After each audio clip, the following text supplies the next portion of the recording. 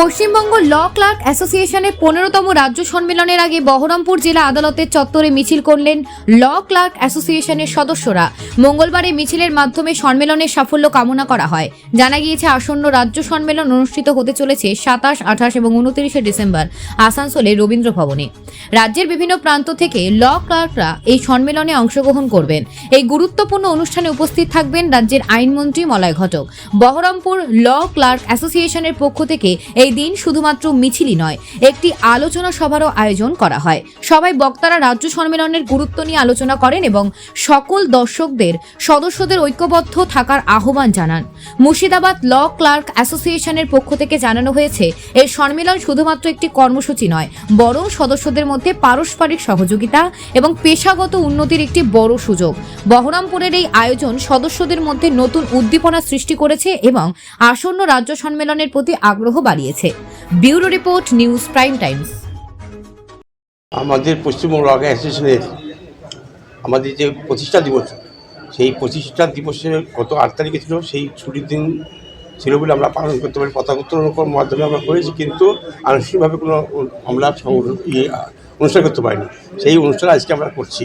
আজকে আমরা রাজ্য সম্মেলন আগামী 27, 28, 29 তারিখে যে ডিসেম্বর রাজ্য সম্মেলন আছে, তার প্রস্তুতি নিয়ে আমরা আজকে মিছিল করেছি।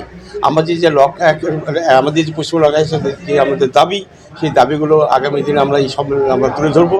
ওখানে মহামান্য আইনমন্ত্রী মলয় ঘটক থাকবেন, তাকে আমরা আমাদের দাবিগুলো আমরা তার পোষাবো এবং তার অপেক্ষায় আমরা থাকবো যে আমাদের আগামী দিনে যে লড়াই আমরা করছি, যে পশ্চিমবঙ্গ ল অ্যাসোসিয়েশন যে আমাদের অ্যাক্টের সম্বন্ধে যে আমাদের সংযোজন করার জন্য এবং রাইট টু অ্যাক্টের যে দাবি যেগুলো আছে, সেগুলো আমরা এখন আমরা অধিকার পাইনি। সেই দাবিগুলো আদায়ের জন্য আমাদের এই লড়াই চলছে।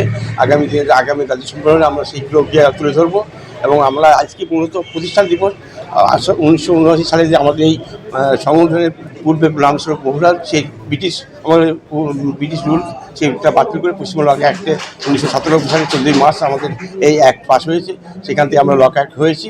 আমাদের আগামী দিনে এই ল অ্যাক্টে যে আমাদের দাবিগুলো, সেগুলো আগামী দিনে পূরণ করতে পারি, সেই বিষয়ে আমরা লড়াই করছি। আমার নাম শাহিনুদ্দিন বিশ্বাস, মুর্শিদাবাদ জেলা সম্পাদক।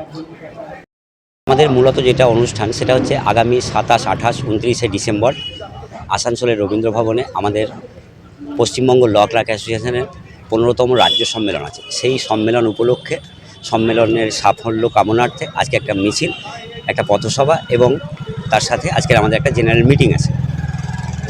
বিভিন্ন রকম দাবি দাওয়া আছে, যেমন ল ক্লার্ক অ্যাক্টের সংযোজন করতে হবে, ল ক্লার্ক অ্যাক্টকে যুগোপযোগী করতে হবে, ল ক্লার্ক অ্যাক্টে যে সমস্ত ভুলগুলো আছে সেগুলো শুধরে দিতে হবে, ল ক্লার্ক অ্যাক্ট অবিলম্বে কার্যকর করতে হবে, ল ক্লার্ক অ্যাক্টে থাকা রাইট টু অ্যাক্ট কার্যকর করতে হবে, আদালত চত্বরে সাধারণ বিচার প্রার্থী, ল ক্লার্ক সমস্ত লোকের জন্য মেডিকেল ইউনিট রাখতে হবে, পানীয় জলের ব্যবস্থা করতে হবে, শৌচালয়ের ব্যবস্থা করতে হবে, ডিএলএসে অভিজ্ঞ ল ক্লার্কদের অন্তর্ভুক্ত করতে হবে, আদালত চত্বরকে দালাল মুক্ত করতে হবে। এই ধরনের আমাদের দাবি দাওয়াগুলো আছে। সেই নিয়ে আমাদের আগামী রাজ্য সম্মেলন, আমাদের আগামী 3 বছরের জন্য রাজ্য নেতৃত্ব চয়ন হবে। আমার নাম রবিউল আলম শেখ, সম্পাদক, বহরমপুর।